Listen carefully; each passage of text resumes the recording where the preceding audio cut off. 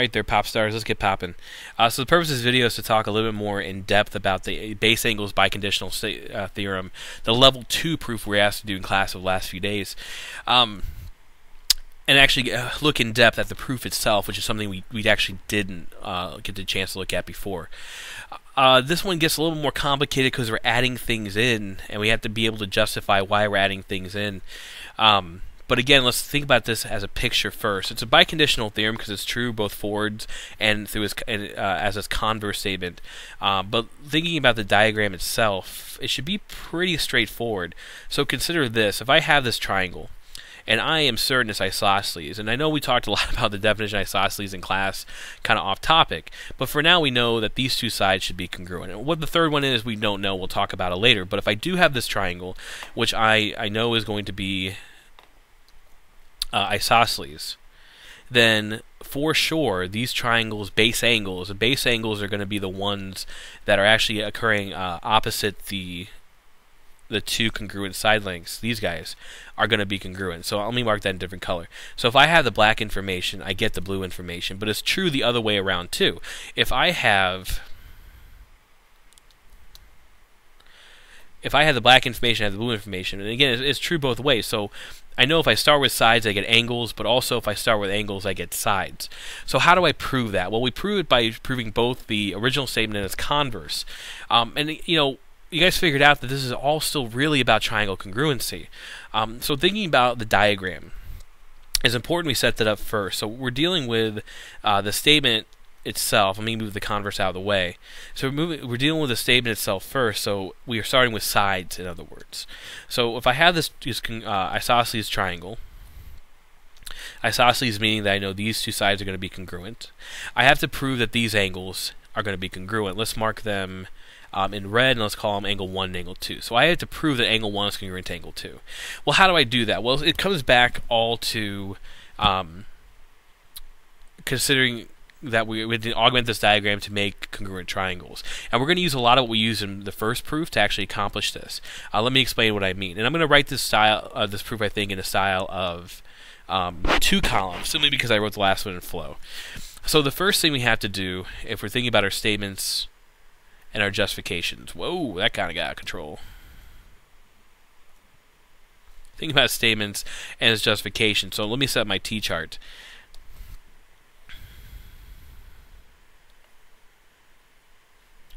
We have to kind of think of a plan ahead of time. So here's what's going to happen in this proof. I'm first going to have to import something, which is going to be this bisector. And I'll talk about this a couple different versions, and I'll try to prove it more than one way. But in the end, I have to draw this line, which divides into two triangles. I then have to show that these two triangles are congruent. If I can do that, then all parts are congruent and corresponding, which includes 1 and 2. So in general, that's what I'm going to do. I'm going to have to do some justification of things. So you're going to see some things in this proof that are kind of odd, but just kind of go with it. So I'm going to prove this probably by using, in this case first, hypotenuse leg. Okay, so let's go about naming a few more things. Let's call this A. Let's call this B. Let's call this P1 and P2, simply because it's going to be very similar to what we've done before. So the very first thing I need to write in my proof, instead of writing my givens, is establish that P1, P2 is a perpendicular bisector of AB. Now, for justification, we got to be really careful here, but the justification should be pretty clear. Get back. The justification should be pretty clear, and that's because P is equidistant to A and B. In other words, this is going to be because of the perpendicular bisectors theorem. Okay. Or I could say biconditional theorem, but this one is actually just the original theorem, so I'm not going to do that. Now that I have that P1, P2 is a perpendicular bisector, I know for sure that we have some things that are now congruent, mainly AP2 and P2B. So that should be my next statement. So AP2 is congruent to P2B. And that's going to be the definition of bisection. Okay, so this is a bisector by the perpendicular bisector theorem. this is going to be these pieces will be congruent because of the definition of bisectors. So I'm on my way. Looks like I'm gonna prove this by side, side, side. So this is kind of my first side. To prove my second side, let's use a reflexive piece. So P1, P2 is congruent to P1, P2. And that's going to be my side 2. How we know that's true? Well, that's our good old friend reflexive. Okay.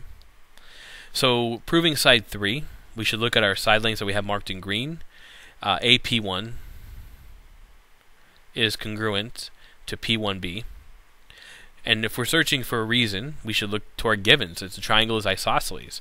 So by definition of what it means to be isosceles,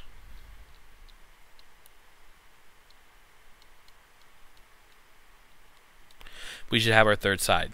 So as a result, if I have side, side, side, I know that my two triangles I'm dealing with, AP1, P2, should be congruent to triangle B, P1, P2. And it'll be by the side, side, side triangle congruence theorem. Well, if I know my triangles are congruent, then by definition, so should all my angles. So angle 1 should be congruent to angle 2. And that's going to be because of the CPC, TC congruent parts of congruent triangles are congruent, which is also known as the definition of congruent triangles. You can label either one. Okay, so there are alternative ways to do this. I use a fact as a perpendicular bisector, but notice I didn't actually use a fact it was a bisector or a perpendicular at all. I just used a fact as a bisector. So having said that, I could just have said that P1, P2 is a bisector of AB, change my justification from perpendicular bisector theorem to construction. So for example, like if I took an alternative pathway and I just said, well, P1, P2 is a bisector of AB, and I just let that happen because that does exist, my justification would have to change just slightly to construction.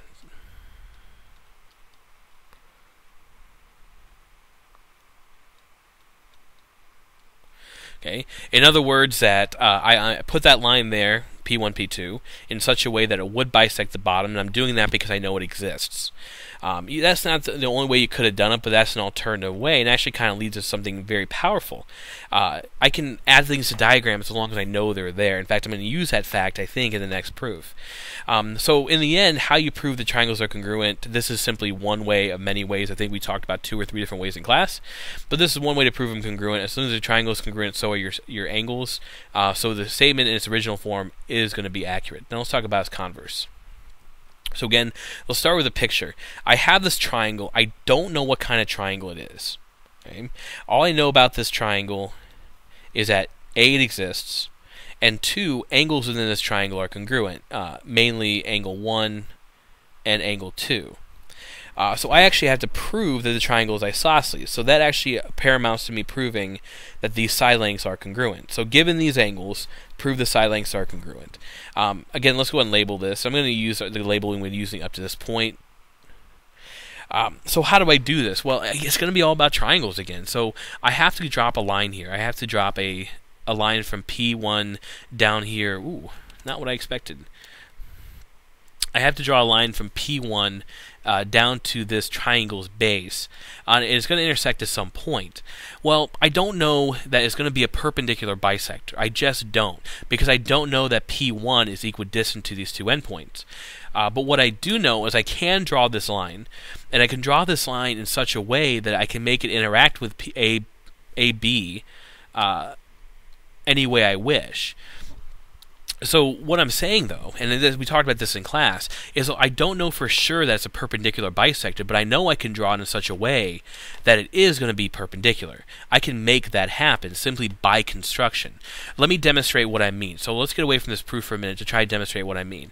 If I just make any triangle or have any kind of random triangle, it doesn't matter what this triangle looks like. Let's say I have this guy. From the point up here,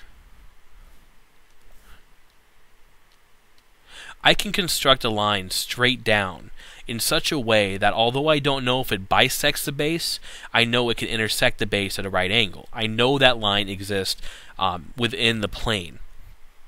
And that's going to be true regardless of what kind of triangle you're building. So let's say I'm building this triangle. That one was kind of definitely scaling. So let's try to draw one that's right.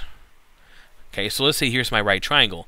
Again, I can drop a line straight down from the base in such a way that it'll interact in a perpendicular manner. It doesn't matter what kind of triangle it is, this will always hold true. Let's have one that's kind of like extremely thin. Okay. Again, I don't know anything about this triangle, but I do know I can drop a line straight down in such a way so that it's perpendicular to the base. And that's the fact I'm kind of exploiting. That's a construction technique I can use. Again, a new thing in proofs for us, something we haven't talked about up to this point. So this P1, P2 line I can make to be a right angle. It's not given, I have to establish it, but I can make this, and that's going to be something that we're going to kind of do in this proof, is to use this construction in a way that helps us. Well, if I have this angle 1 given, I'm going to show these angles are going to be congruent by construction, and this is going to be reflexive. That's triangle congruency. That can definitely prove my side lengths. So my goal here is to prove the two triangles are congruent, and that will help me prove that these two side lengths are congruent. So let's do it.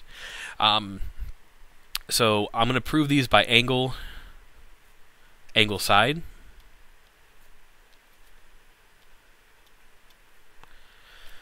Okay. So first angle is, you'll see, these are givens. Angle 1 is congruent to angle 2. And that's just going to be straight up given. Angle 2 is going to be the more harrowing part. So here I actually have to indicate in my proof that I am constructing this new line, and this new line is being constructed that gives me very specific angles, allow me to demonstrate.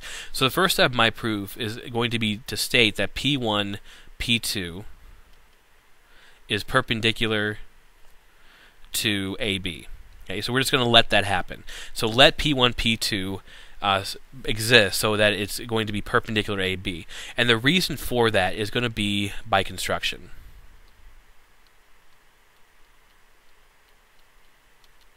Okay.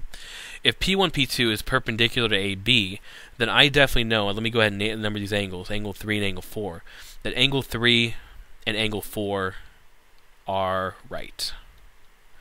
And that'll be because of the definition of perpendicular. If I know that they're right, then the measurement of angle 3 is equal to 90 degrees, and the measurement of angle 4 is also equal to 90 degrees by the definition of right angles.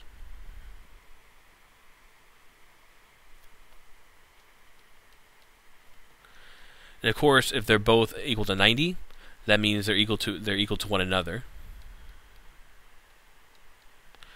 Because the definition, I'm sorry, let's just use substitution. Well, if they're equal to one another, then they're congruent to one another. Angle 3 congruent to angle 4. Definition of congruency. Okay, so that'll give me my second angle. So here I have my first angle. Here I have my second angle. I just need my side, but we established that would happen by reflexive. So I can claim that P1, P2 is congruent to P1, P2, and that's going to be because of reflexive property. So I have my angle, I have my angle, I have my side. So if all three pieces of information come together,